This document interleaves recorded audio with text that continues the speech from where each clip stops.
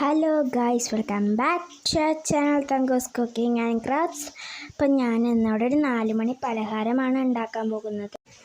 ഇപ്പം 2 വലിയ സവാള ഞാനിവിടെ കുഞ്ഞിതാക്കി അരിഞ്ഞെടുത്തിട്ടുണ്ട്. പിന്നെ 4 പച്ചമുളക് വട്ടത്തിൽ അരിഞ്ഞെടുത്തിട്ടുണ്ട്. പിന്നെ ഞാനിവിടെ 2 ഉരുളക്കിഴങ്ങ് ഒന്ന് കുഞ്ഞിതാക്കി അരിഞ്ഞിട്ടുണ്ട്.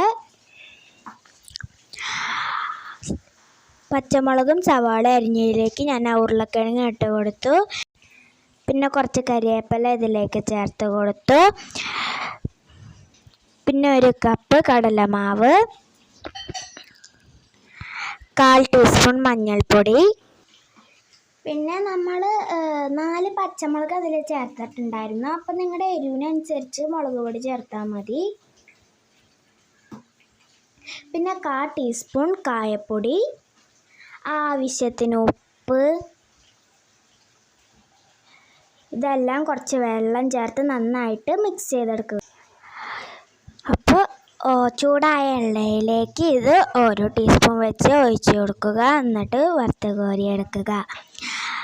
അപ്പോൾ എണ്ണ ഇവിടെ ചൂടായിട്ടുണ്ട്. അപ്പോൾ ഞാനതിലേക്ക് 1 ടീസ്പൂൺ വെച്ച് അത് ഒഴിച്ചു കൊടുത്തു. അപ്പോൾ നല്ല ചൂട് ചായയും പക്കാവടയും റെഡി ആയിട്ടുണ്ട്.